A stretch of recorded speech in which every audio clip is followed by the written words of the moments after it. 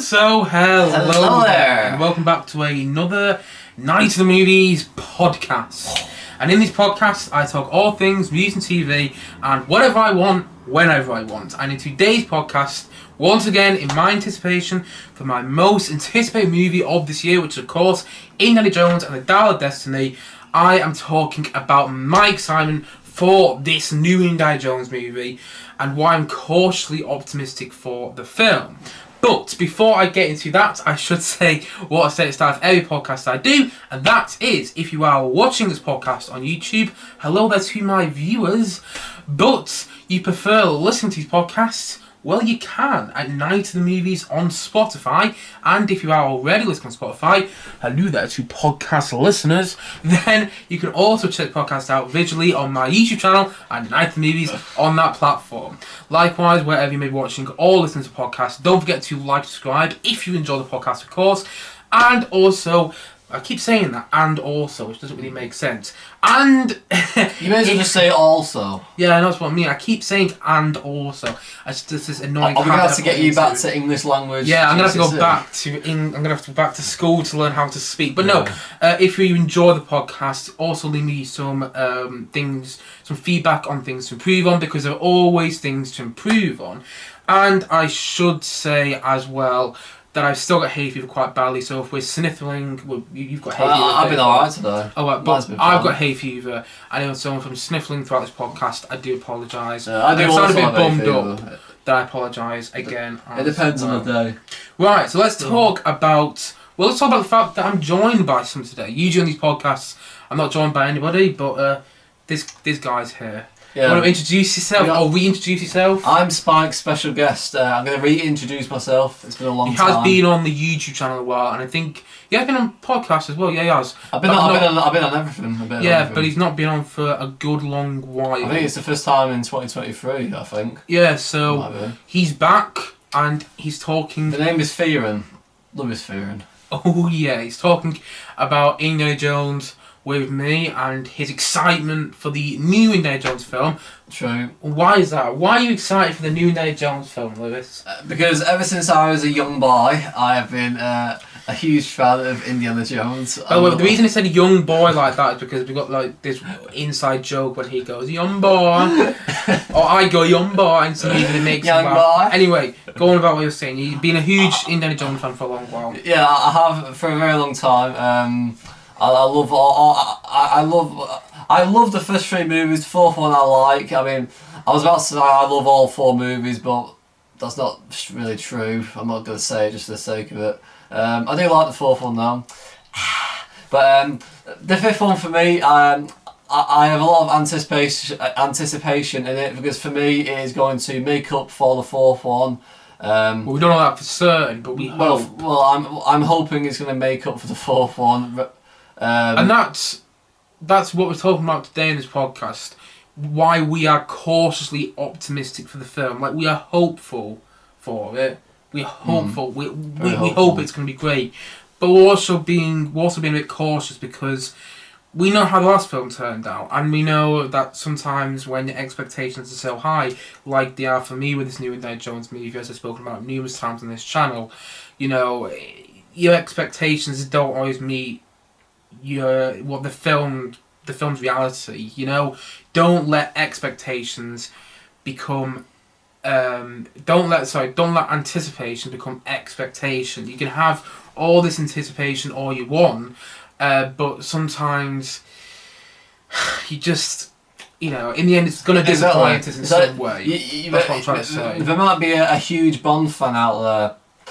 Hint, hint. Somebody who loves a lot of Bond films, especially the comedy ones, but then they might come to watch No Time to Die, which came out in 2022, didn't it, last year? Yeah. Or was it 2021? 2021. Yeah, it came out a while ago. Which came out in 2021, and they might dislike the film even though they like Bond. So, if you hadn't guessed, that was Lewis's experience watching No Time to Die. I was talking about myself. I just didn't give a name away. But back onto Indiana Jones, you know, because, especially for me, I've been building up this film in my head for such a long time. I know it's not going to meet my expectations, and that's okay. You know, the good thing is there's another Indiana Jones film being made, and I think we should just celebrate the fact that by the time this podcast has come out, we will be going to watch a new Indiana Jones movie in the cinema. Exactly. Something we've been waiting for have said for 15 years. 15 years. I mean, it is a long time ago, 2008. Yeah, like Kingdom of Crystal Skull was the first film I remember seeing at the cinema. I've spoken about that numerous times on this channel, and so for me, this is very much a full circle moment. You know, that was the first film I remember seeing at the cinema, and now I'm watching the 5th Indiana Jones film in the cinema. This is. I'm so excited about that. It's quite unbelievable. Harrison Ford was in his mid-60s 15 years ago when he did the Kingdom of Crystal Skull. I mean, he was old then, but he's now doing a 5th one so many years later. Older than Connery was when he did Last Crusade. Quite a bit older than Connery. Yeah, exactly. A lot. So, and I'm excited to see who's going to be in it, if there's any surprises. By the way, I know there's some people who have seen the movie already, and if you have and you're watching this video, please don't tell us any spoilers. No, I mean, I won't see it, but don't tell Spike. Yeah, I do read all the comments and all these videos and whatnot, and I don't want to get any spoilers, but, you know, I'm hoping there's some surprise in the movie, maybe some characters we don't know that are coming back into it.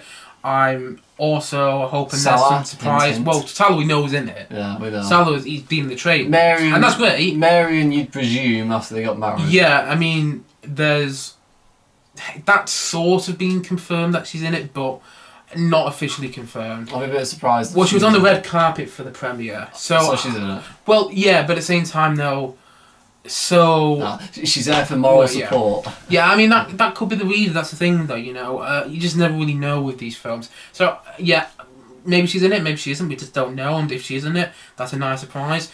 I also want to be surprised by the story. You know, I don't know what the story is. We know what the MacGuffin is. We know that it's the dial. I don't know really know what the dial does. I know it's something to do with time travel from what I'm hearing from the trailers. That's it. I don't know anything else. I don't want to know anything else. As long as it's not a skull. Yes, as long as it's not a skull that turns out to be some like alien skull. With shocking CGI. Well, the problem is the CGI probably wasn't shocking for like 2008, but you know, it's not aged well. Well, I think we've seen better CGI in like 70s movies. Well, yeah, I don't really know. The year doesn't really mean anything. I mean, as with any movie, but in particular with Kingdom of Crystal Skull, it's a product of its time. And if Crystal Skull came out now, with the exact same story and everything like that, but if it came out now, I think it would have better CGI. Yeah, I feel like 2008 was like a year of experimentation. Okay.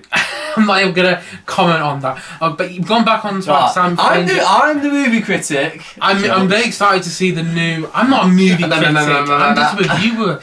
I'm just a guy who likes making videos about films. But I'm excited to see the opening. You know, that's something which all the Indiana Jones movies have in common. You know, this exciting opening that hopefully throws you straight into it. What's one thing you want the film to do for you? Do you want it, Lewis, to grip and engage you? We were talking about this before the podcast. That's why I asked a question like that. Do you want this film to grip and engage you? I do. Oh, yeah. There we go. We've got to answer people. I just couldn't stop laughing. I've got a problem. Sometimes when I watch a movie in the cinema, especially recently, I've been with him when this has happened. I end up. I mean this in the sense of a metaphor. I look out the window.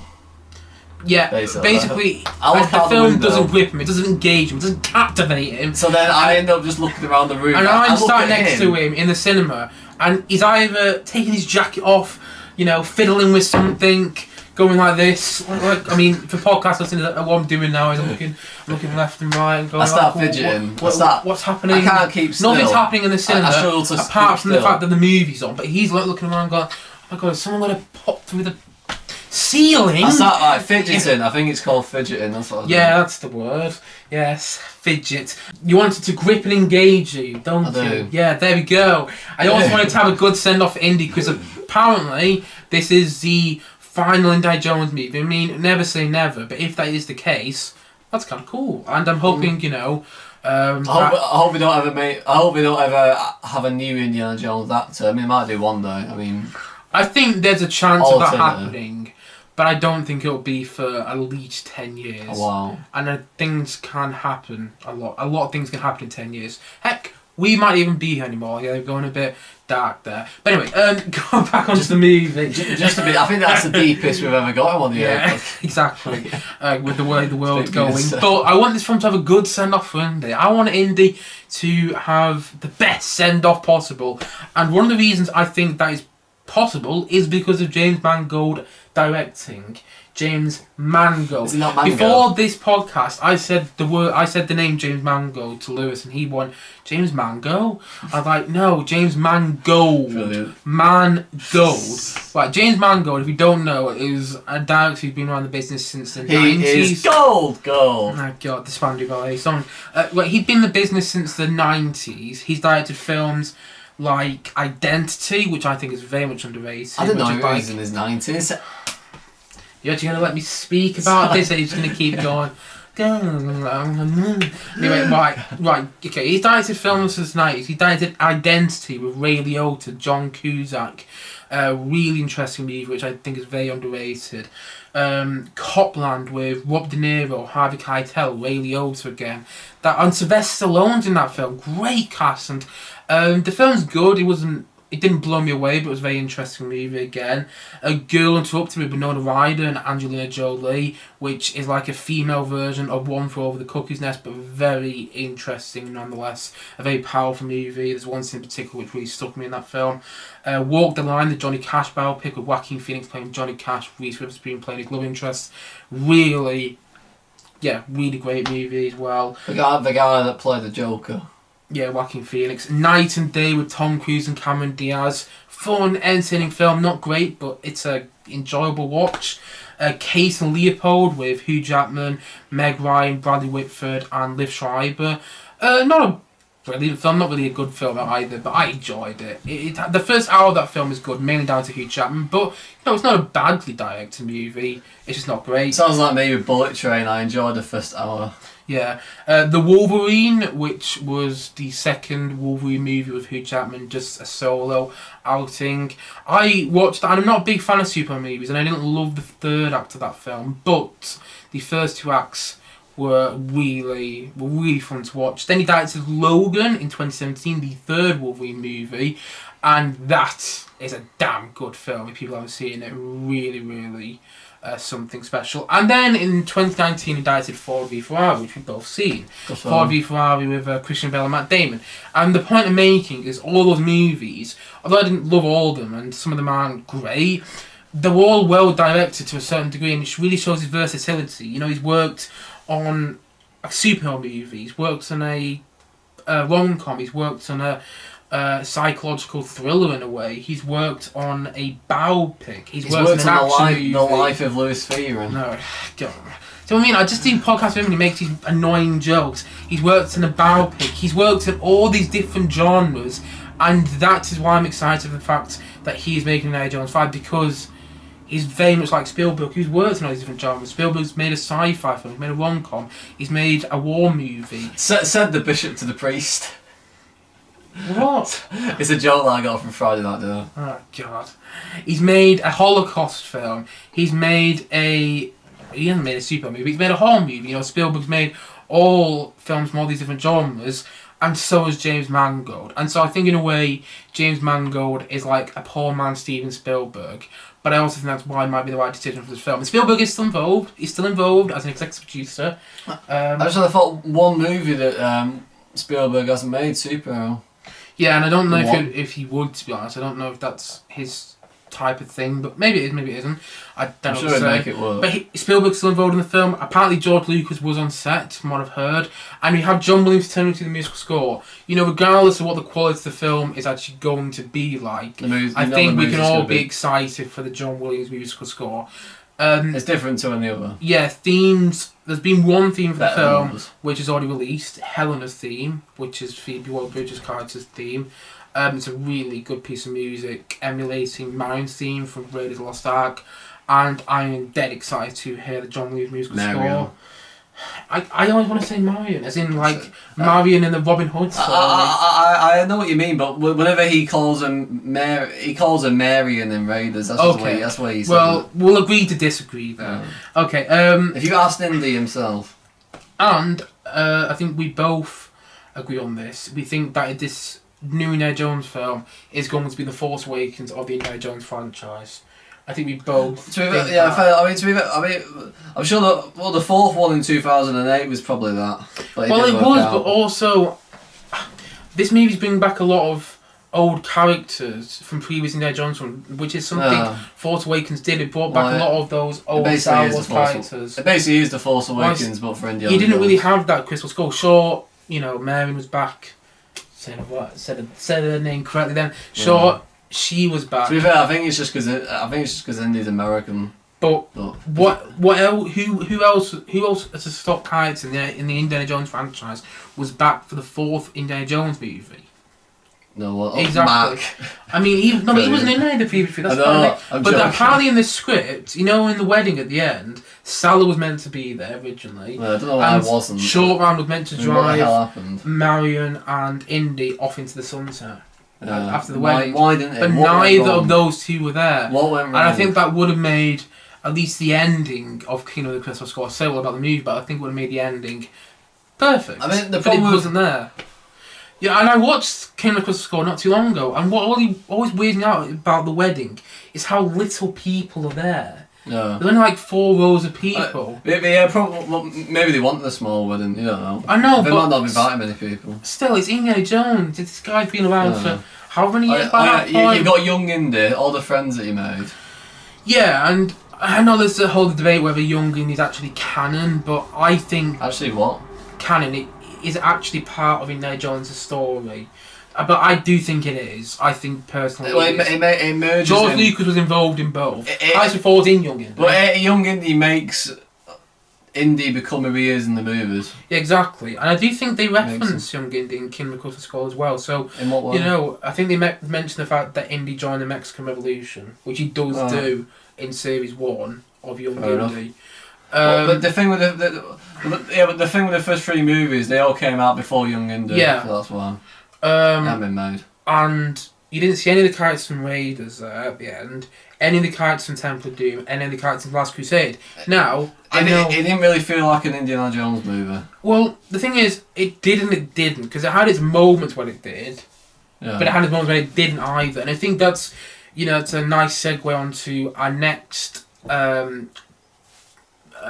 hope for this movie, is that it feels like an Indiana Jones film. It feels like it's got the thrill and excitement that those previous 3 Indiana Jones movies, the original 3 Indiana Jones movies had.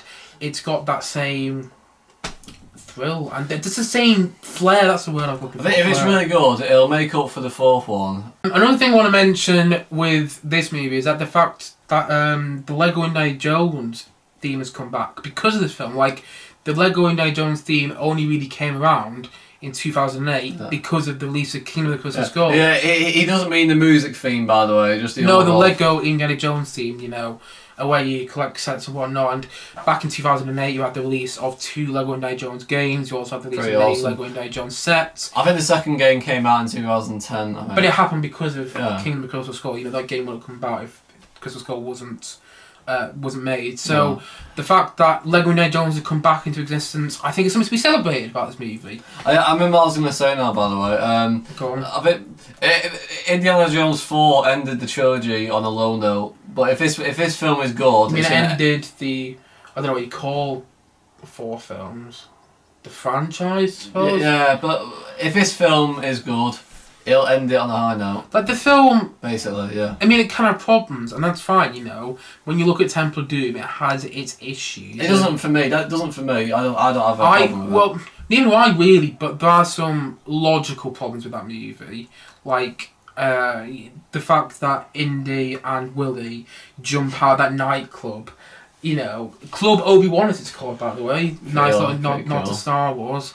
And they jump out of He's obviously done that on purpose. Well, yeah, George Lucas was involved in both. But they jump out of the nightclub and they jump down how many stories, and they're absolutely fine.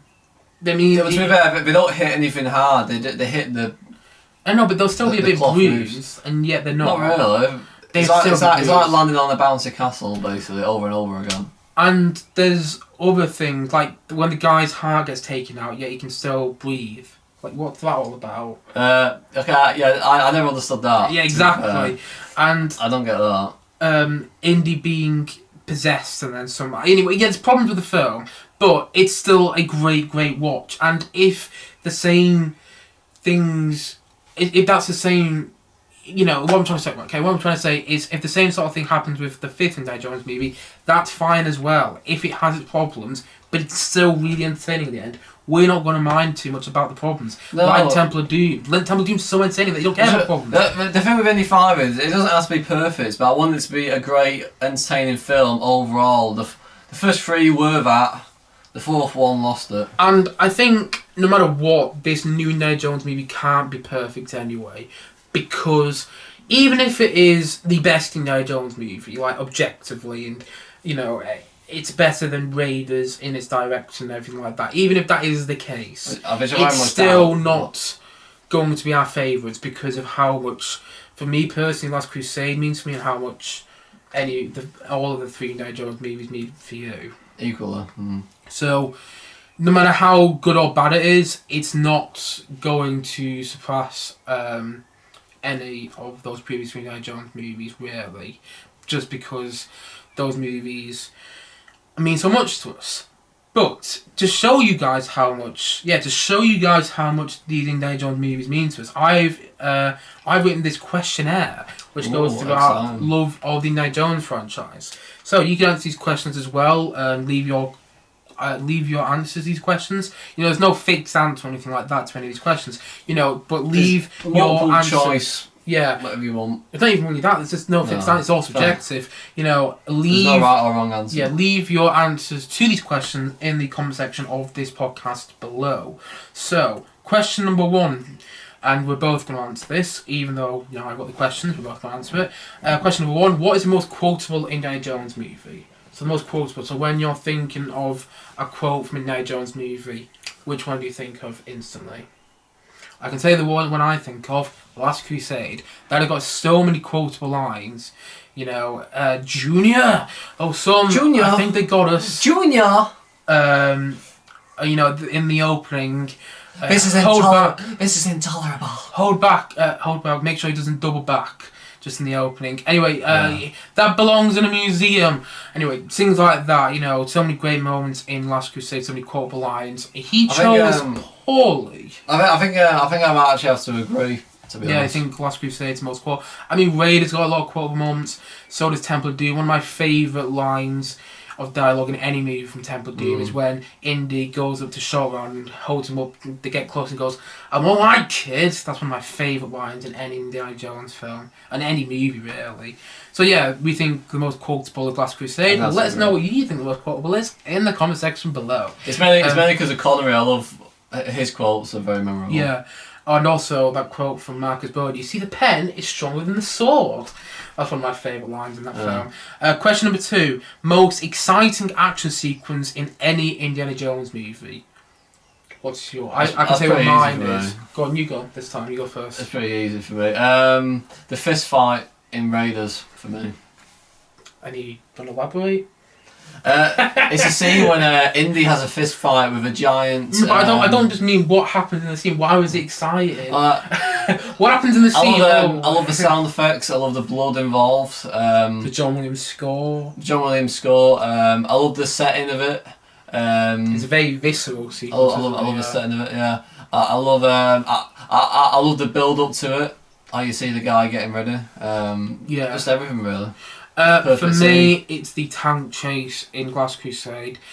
That is my favourite action sequence in movie history, and not because I think it's the best. I think there's action sequences which are much better in the Indiana Jones franchise. I just love that sequence to pieces because it really opened up to my eyes as to what an action sequence could be like in a movie, period. I was close to choosing the truck chase in Raiders, but... I mean, that's great as well. But there's something about the tank chase of the way it perfectly balances comedy, action, grit, and excitement all in that one sequence, which is just so tight and so complete as well. Question number 3. Favourite John Williams Indy score. So I'm just talking about the overall scores. What's your favourite one?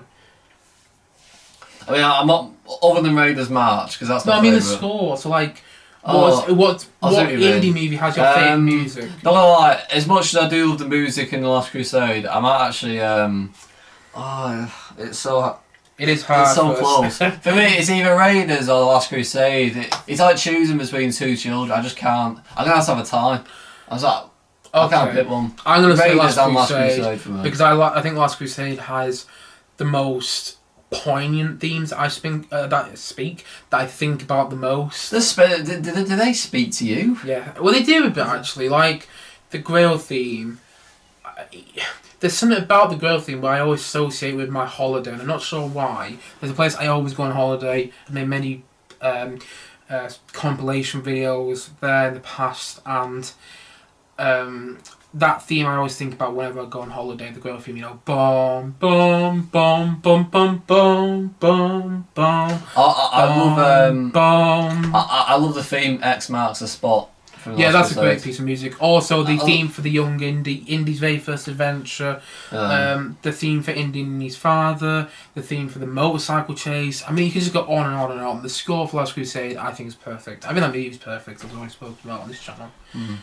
Okay, favourite piece of music, should I say? Favourite piece of John Williams' music from an Indy score other than the Raiders March. So this is what we were talking about just before.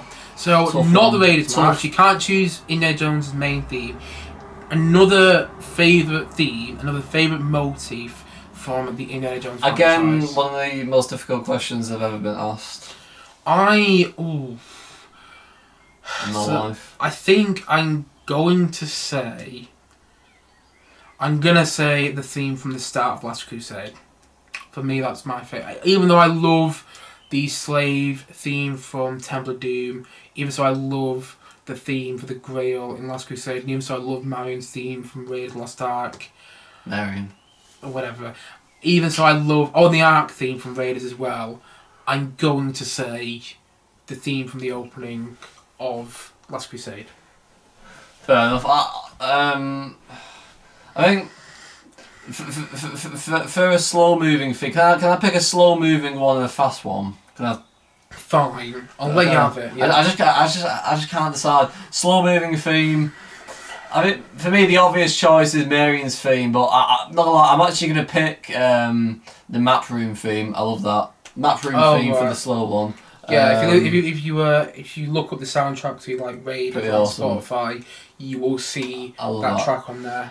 As for a fast one, I'm gonna pick. No, my gut is telling me to pick the motorcycle chase from Last Crusade. Great piece of music. Okay, favourite Indiana Jones villain. This is question number 5. Favourite Indiana Jones villain. Tough one again. Yeah, I think I'm going to say... I actually really like Belloc. I really like Belloc as well. I do like Belloc. Yeah, so do I. I don't also really like Donovan. He's a good villain. And... I prefer Belloc though. But I think I'm going to say the Molaram from Temple of Doom. Molaram Solaram. Yeah, I think I'm going to say Molaram from Temple of Doom. Just because of... I forgot the actor's name is now. But just because of his facial expressions in that film, which are so threatening and so evil, and he holds so much presence and so much dominance when he's on screen, you don't want to mess with him whatsoever. Yeah, he's probably my favourite Indiana Jones villain. What's yours? Actually, I love how savage the Colonel is in the third one. He's a nasty piece of work. Yeah.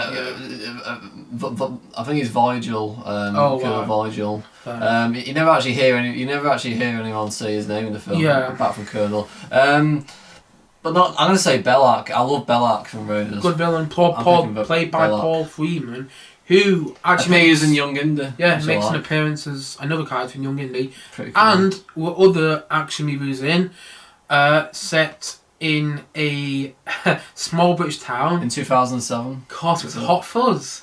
Hey, it's great in that movie. Anyway, question number 6. Favourite part of Kingdom of the Crystal Skull. So probably most disliked Indiana Jones movie. Neither of which we it is the particularly most like. disliked, let's be honest. Yeah, it is. Although Temple of Doom is a bit controversial for some people, but yeah. Not as controversial. Crystal Skull is definitely the most disliked. But what is your favourite part? Like, I would like to be positive. What is your favourite part of Kingdom of the Crystal Skull? I know my answer is, but I'm going to let you go first this time. Well, for me, that's one of the easiest questions I've ever been asked, the jungle chase. The jungle chase? Yeah. I don't actually think the jungle chase is that good.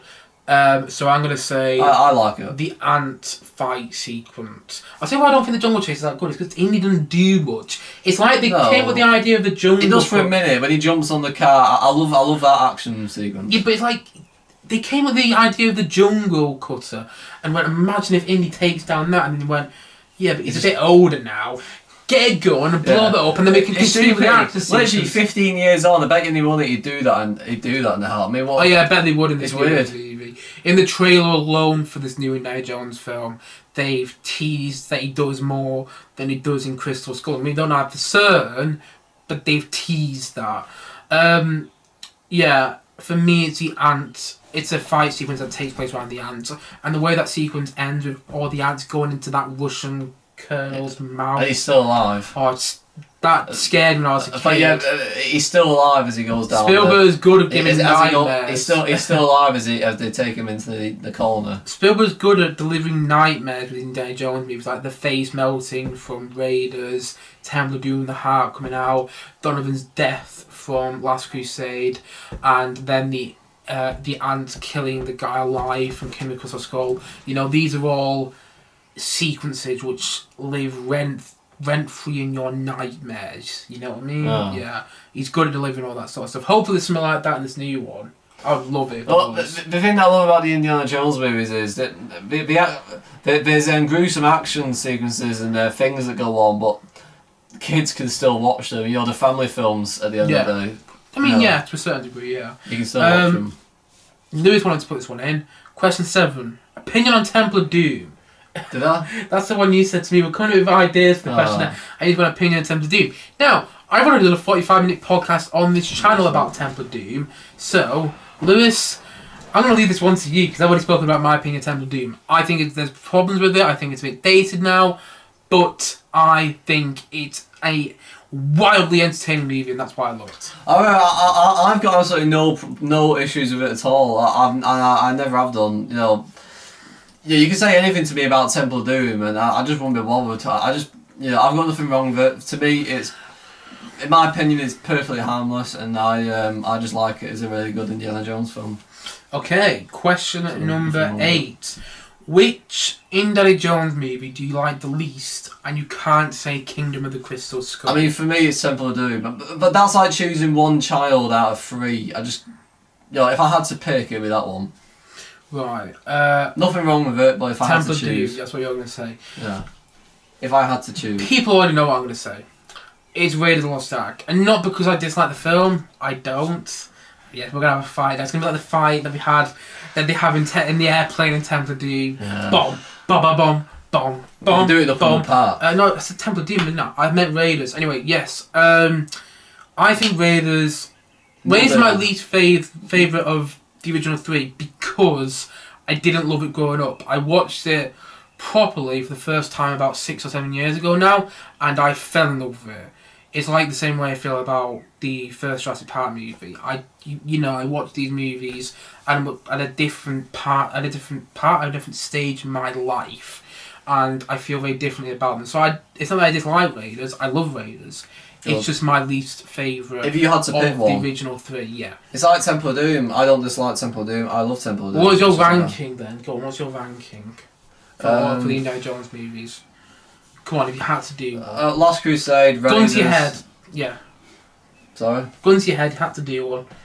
Last Crusade, Raiders, Temple of Doom, King of the Crystal Skull. There you go. Yeah, similar. Last Crusade, Temple of Doom, Raiders, King of the Crystal Skull. So only one difference. Yeah. Okay, question number 9. Best or favourite special effects use in an Indiana Jones movie. So what I mean by this is like the face melting sequence in Raiders, the heart being taken out in Temple of Doom, Donovan's death from Last Crusade. I'm not going to count anything from Kingdom of the Crystal Skull. Easy one for me. Easy question for me. Go on. The end of Raiders with a face melting, hands down. That is iconic, and it's an iconic scene for a reason. I think I'm going to say Donovan's death. I'm going to say Donovan's death from Last Crusade because that shocked me when I was a kid. That was 8 years later, but it didn't really feel like it to me. It's weird. I felt like Raiders was ahead of its time. There's no doubt about that. Well, yeah, but I also with Donovan's death, I didn't even realise that was a special effect growing up. I mean, I sort of did, but I sort of did at the same time. So yeah, for me, Donovan's death was the one which I went, whoa. Look what special effects can really do. I mean, I didn't even realise there was special effects with the face melting. It was that good. I mean, I think it's some. I don't know. I haven't really looked behind that. I mean, I've watched these special features on the Indiana Jones discs, but I haven't for a very long time. So anyway, okay. Favourite side character from Raiders of the Lost Ark. Oh, well, for me, it's got to be Marion. You know, she plays a huge role. She's good. She's good in it. I do love Marion. I do. You think of Raiders, you think of Marion. That's Marion's origin, Raiders. That's how we know her. You know what? I might agree on that one. I was about to say Salad, but then I actually prefer Salad. But you got to remember, this is 1981. I mean, before Marion, the only legendary female action characters I can think of is Princess Leia and Ripley. Yeah, there was Mary. Marion is like the third, and When was Terminator made? Terminator was 1984. Yeah, because that was shortly after. Because then you had obviously Sarah Connor. I mean, but she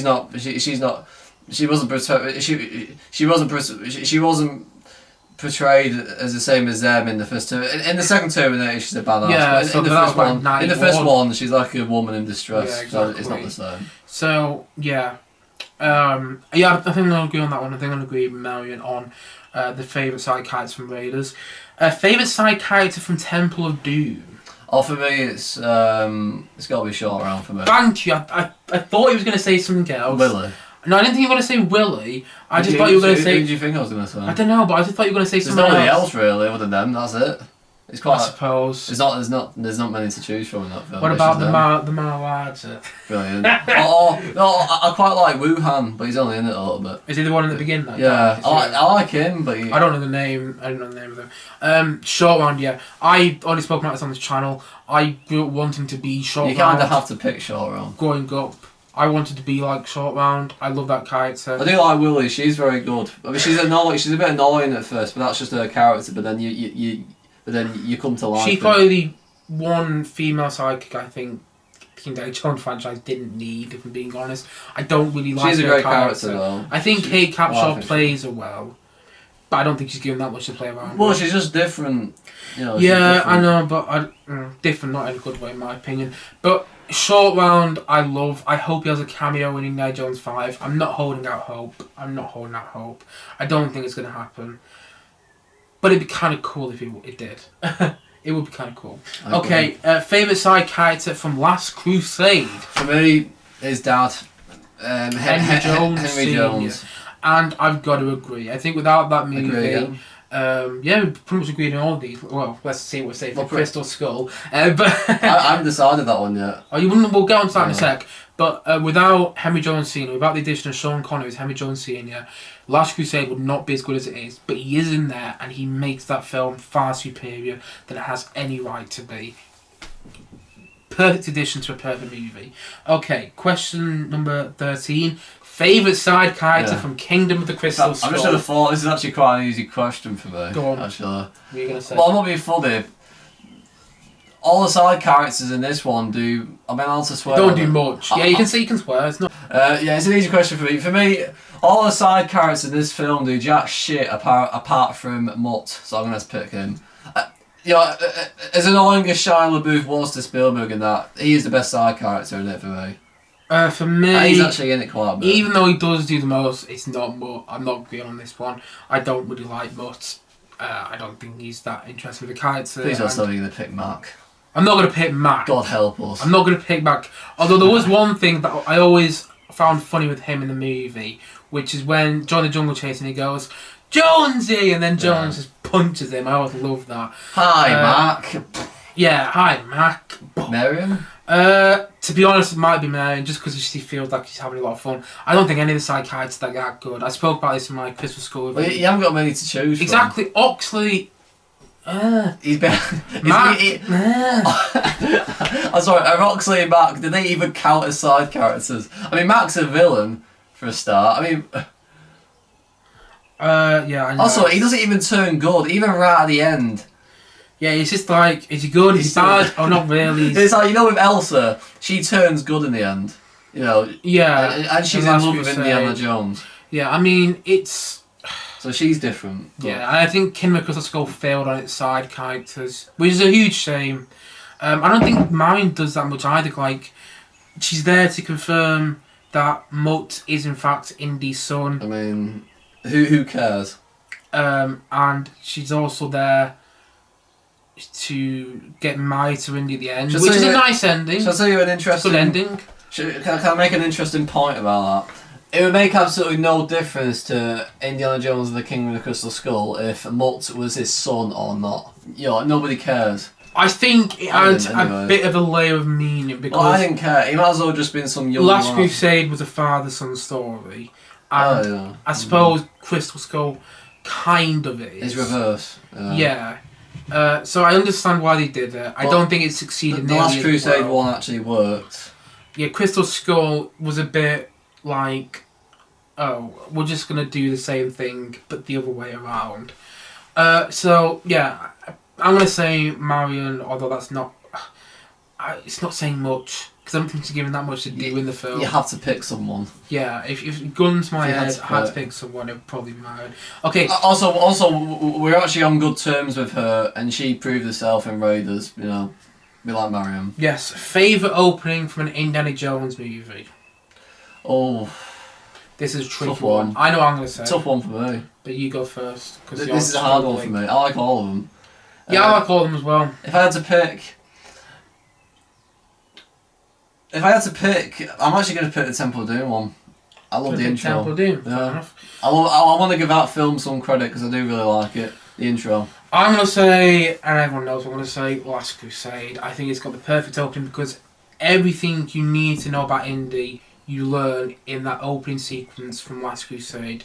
You learn that he hates snakes, you learn that he's impulsive, you learn that he just makes things up as he goes along, you learn that he doesn't give in to people who think they are, people who are older and think they're wiser than him, and you learn about his strained relationship with his father, and you even see his dog, which he's named after, in the opening speech. You do see it, and you see, I think, the perfect opening to a movie. That's my favourite opening to any movie period. So yeah. Favourite ending to an Indiana Jones film. So what I mean by this is like, how does it end, you know? So Indy and Marion at the end of Raiders going off, and the thing going on to the warehouse, Temple of Doom, the kids reuniting with the parents. This is a hard one for me, but at the same time it's not. Last Crusade, right off into the sunset, Chemical Skull, Marion and Indy's wedding. Yeah, well for me, it's not. I'm going to narrow it down. It's not the second or fourth. I'm going to say that now. It's either the first or third one. I've got to pick between them two. I love the ending of Raiders when it's in the warehouse. Yeah. Warehouse riding off into the sunset. Which one do I go for? Let me pick. Let me think. I'm gonna.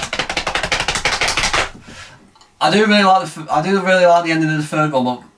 Not gonna lie, after all the times that I've said I love the ending of Last Crusade, it's my favourite movie ending ever. I sometimes say that without really thinking. There's just something about the ending of the first one which just gets me. The arc theme, while you see the old guy pushing the arc. I'm gonna have to pick the first one. I've changed my mind. The first one for me. I love the ending. I love the ending to the first one. I love how it has this imperfect ending. I love how Crystal Skull ends. I think it's the best ending you could have imagined for that film. It's probably one of the only parts of Crystal Skull which I actually love. I love how Temple of Doom ends with all the kids and parents reuniting. I always smiled at that when I was a kid, and I still smile at it now. But I'm going to say Last Crusade because it was what was meant to be the ending to the Indiana Jones franchise. No, they decided to revive it in 2008. Didn't work. They're now reviving it again in 2023. Yeah, and I'm hoping with again, I like the ending to Crystal Skull, but it's not as good as the ending to Last Crusade. You know, it's weird. I still feel weird knowing that we're going to be watching a new Indiana Jones film in 2 days. It feels surreal. But back to it, we just turn the light on, you might even see Lewis better. In fact, yeah, you can see Lewis better, according to the camera. I think it's because beforehand... You can see the background now. You were sitting in the dark, I don't know if the camera's picking you up well. It was picking me up, it could see me. But anyway, yes, we turned the light on, so we just had a short little break there. But, favourite ending, I said Last Crusade, he said Raiders. And now, question number 16, favourite female sidekick of all 4 Indiana Jones movies. I like this one. This is a good question. Favourite female sidekick, I'm going to say... I'm about to say one, then I've just kind of gone back on that. I'm going to say Marion now. I'm going to say Marion. I do think Elsa is very interesting. You can't even include the 4th one in that. I mean, well, that's the thing, because it's the same one. The 4th one is a male psychic, isn't it, this time? But yeah, and, you know, Marion isn't that film, but, like, it's not the same, is it? I do really like... I've always had a soft spot for Elsa. There's just something about Elsa that gets me every time. I really like her in every way, basically. But I love the amount of screen time that Marion gets in Raiders. She plays a big role. She makes a difference. She helps Indy out, which Elsa doesn't really do, really. I mean, she drives the boat at the start of The Last Crusade. It's just not the same. Marion for me. Okay, that's fine. Yeah. Yeah. I feel like I've justified that answer. Favourite story of all 4 Indiana Jones movies? Like, which one has your favourite story? Whether it's the story... Yeah. Which one has your favourite story? The most engaging, the most compelling. For me, everybody knows what I'm going to say. It's my favourite movie of all time. At least it's still today. That is the story for Last Crusade. Wait, your favourite movie apart from Empire Strikes Back? No, I prefer Empire. Well, I've spoken about this on the channel. Some days I prefer Empire. Some days I prefer Last Crusade. As of today, I prefer Last Crusade. But I need to see Empire. I haven't seen Empire Strikes Back in about a year. I need to see it again. This question that I've just been asked is like, it's like being asked, God, if you could only watch either Raiders or Last Crusade again for the rest of your life, which one would it be? I think I might. Well, you're gonna have to give me a second. I'm thinking.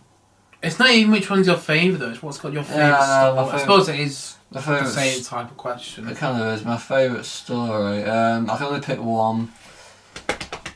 I'm gonna say what I like about both and then pick one. Go on. The Last Crusade. I love how it.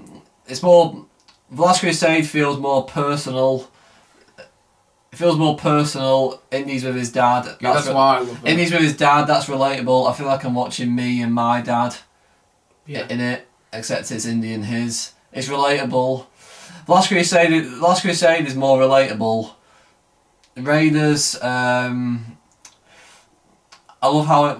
What I mean, I suppose they're both like they're both a race against the Germans. I can't single. They're both that. So Last Crusade's got that. I'm just going to pick Last Crusade. There we go, we've gone that one. Favourite MacGuffin. So this is closer. The favourite artefact. So is it the Ark? Is it the Shanaka Stones? Is it the Holy Grail? Or is it the Crystal Skull? I know. What is your favourite? For me, the Ark. I've always liked the Ark the best. Just the Ark. For me, it's probably the Ark. Although I do love the Grail. Yeah, it's probably the Ark. I'm going to agree on that one. I like how you get to see... The Ark is the only one that you see again. It has a cameo in the 4th one. Yeah, and also you see it on the wall, don't you, in Last Crusade when they go under the ground. Oh yeah, totally. Question 19. You see it more than the other one. Second to last of the questionnaire. Favourite Indiana Jones costume. So excluding the main costume that he wears, which everyone's come to know and love. What is the favourite alternative costume he wears? Is it Indy's Professor? Is it him at the start of Temple of Doom? Is it him, I don't know, at the end of Crystal Skull, you know? Or is it him... Is there another look he has? At the end of Raiders? Well, I personally like his look in Last Crusade. He's smarter. He has a black tie in Last Crusade. He's a bit smarter. Yeah. He's not. I He's like not. He's him not as Professor. rugged. He's not as rugged in the Last Crusade. In the Last Crusade, as he is in Raiders. He dresses. I like him as a professor because he's not in the desert. Yeah, I think that's a good one. I'm picking his Last Crusade outfit. That black tie is just. You know what? For The variety, perfect I'm going addition to for pick the look he has at start of Temple of Doom. I'm going to pick the look he has because I think it sort of emulates Sean Connery's look from Goldfinger, and the Indiana Jones franchise was inspired by Bond. So yeah, I'm going to pick his look from that movie, although I do love his look from Last Crusade as well. Okay, and the last question of the questionnaire is, if you could be on the set, Lewis come with this one, if you could be on the set of one Indiana Jones movie, which one would it be? Here's a good question. You can answer this one first. I'm going to say... I'm going to have to have a phone. I'm going to say Temple of Doom. Because even though it's not my favourite, I want to see what that would have been like on set, doing those things. So apparently it was a really enjoyable experience on set. It was constantly filled with joy. And yet, Spielberg was going through a bad breakup at the time. George Lucas was going through a very rough divorce. And you feel that in the movie. And it's got some dark sequences. To say the least. You got some dark sequences. You got Indian wit, someone getting the heart taken out. Literally, you know, all that. You see the children change. Yeah, I would love to hear... Short round literally gets punched in the face. I would love to hear what it was like on set. I'll just have a day on set watching Spielberg work his magic and watching all the actors do their things and watching some of the stunts take place and just watching what it would have been like. I know what my answer is going to be. Go on, Raiders. No, actually. Last Crusade, for one simple reason, to meet Connery. There you go. That's a good reason, although, you know... yeah, it's a good reason. It's a good reason. But that's the questionnaire. Let me know any of your answers to any of those questions in the questionnaire in the comment to the questionnaire in the comment section below. But as we're rounding off this podcast, what mark we're on? We are bloody hell. It's almost been an hour. I enjoy that. I wouldn't mind doing. Should we do one more bonus question that we just think of? What? I don't know. Okay. Let me think of something. Let's do something related by the new film. If you could be an extra in any of the films, what would it be? Oh, well, okay. If we're an extra in the movies, Last Crusade. Although I don't know where. Maybe Raiders then. Maybe Raiders during the basket chase sequence. I don't know.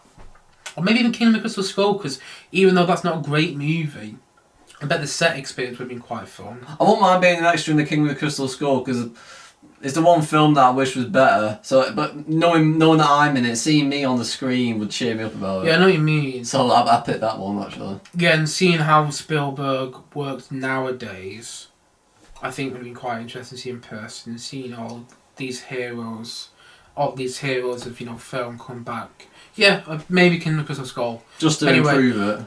Yes, let's go back on to talking about this new Indiana Jones film. So you got through my question there about how excited we are for this new Indy, and also you got how much huge Indy fans we are.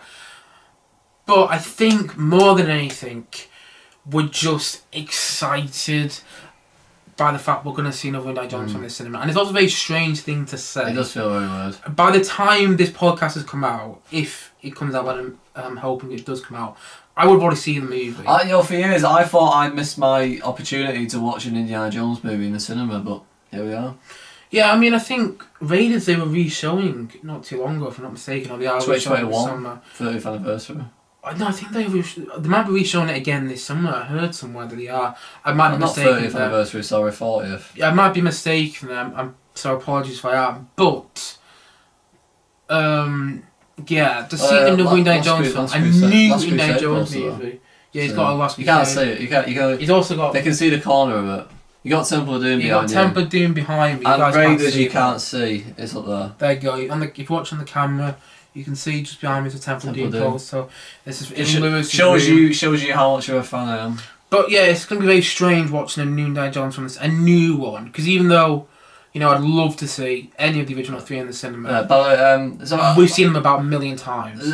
Sorry for the podcast viewers, by the way. I don't know if you noticed up there in the corner. Oh right, yeah. Not Indy. I was about to call you Indy. Lewis has a photo of Harrison Ford and Sean Connery on the set of Last Crusade. With their signatures. No, it's not the real signatures, but up there. Yeah, it's a great photo. Anyway, yeah, it's just gonna be a new Indiana Jones movie. That's weird to say, and hopefully it delivers. and hopefully it's great, and hopefully it has that same flair that the first Indiana Jones movies has. Hopefully it has the same excitement, the same thrill, a good story, a compelling story that engaged us, good side characters, some Kingdom of the Crystal Skull didn't have, and a great John Williams musical score, some great directing from James Mangold, who I have a lot of faith in, especially after his latest movie 4v4, which is my favourite from 2019. You know, I really hope this is going to be a great film. It's a new hope. And listen, even if it's not great, I hope it's still good. I hope it's just... And I like the film a bit, but I hope it's better than Crystal Skull. I mean, Crystal Skull was just... It's just a disappointment. You know, the legacy. It's like just say what it's like. It's like the Force Awakens coming out, God forbid, and it's bad. Yeah, which it wasn't at the end. It was like, the thing is, I know I'm going to be disappointed by this film in some sort of way, because I remember seeing The Force Awakens for the first time and being disappointed by it because it didn't quite live up to my expectations. It's better than Kingdom of the Crystal Skull and Indiana Jones level. Though. Then when I watched The Force Awakens the second time, I thought it was a great movie because I knew what I was going in for. And so I am seeing the movie twice on opening day. So the first experience can be very overwhelming. The second experience can kind of go, this works, this doesn't. But, you know, let's see what I think of the movie, actually, instead of just sitting there going, there's an Indiana Jones movie experiencing, you know, that's what I'm going to be like when I watch it the first time. But, heck, well, for a start, we already know that the cast is better than the fourth one. So yeah, you've seen us talk about Excitement quite a few times on this channel now for this new Indiana Jones movie. You've seen me alone, flying solo, talk about my excitement for the new Indiana Jones film. Ha ha ha. And Han Solo's, you've seen, well, yes. It would be quite nice if they had a lot of nods to Star Wars, maybe, but I don't know. You've seen us talk about this movie a lot on this channel. You've heard us talk about this movie a lot on this channel. Let's hope we like it. Let's hope we like it. You know, fingers crossed, eh? Yeah, fingers crossed. And I hope that I want to watch Harrison Ford and him still feel like Indy after all these years. Well, I've got a feeling that more than anything, that will be the thing that works the most. I want to be watching Indiana Jones, but just old. Yeah. And hopefully it delivers, at least for us too. Anyway, guys. I just want to make one more point. You know, as much as I love action sequences in the Indy films, I want the ones that old Indy has in this one to... I know it's not actually him. I know they've got a stuntman. Like well, they are. Sometimes it's a bit of both. What I'm saying is, I want them to actually be realistic. He is old. You know? Yeah. I don't want him to be like doing cartwheels, and I don't expect that. I expect him to throw a few punches still here and there. He can still do that, but... Yeah, and like I said before... They've got to consider his age, basically. Which I feel like they did in the fourth one. Yeah. I mean, to a certain degree, I think the action sequences starting at Area 51 in the warehouse is a bit... Okay, yeah. When he's running on the wood. Yeah, I think that's a bit like, really? Yeah. Yes, clearly a stuntman. Well, yeah, but... I know, but they use a stuntman in all of them, don't they? Yeah, but it's not always as obvious. It's not always as obvious where there was obvious. Yeah, I'm just hoping we enjoy it. Really. So I mean, if it's not great, it's not great, but if we enjoy it, another film we enjoyed. I didn't actually expect it. I didn't even plan on seeing it on the day it comes out. That's just how it happened. Anyway, we're going to round things off now. So, guys, thank you as always for watching or listening to this podcast. Or even doing both, and if you haven't yet, please do click down below and like, subscribe on this podcast, and look forward to many more podcasts coming very soon on this channel. My podcast on my view of Indiana Jones and the Dial of Destiny will be coming up in the next couple of days. But until then, guys, let me know what you think of the new movie, and we have enjoyed ourselves very much, and we hope that you have as well. Yes, yeah. So I suppose that's it. Thank you as always for watching or listening. And we'll see you guys again soon. See you soon. But bye for now. Bye for now. Bye. Bye.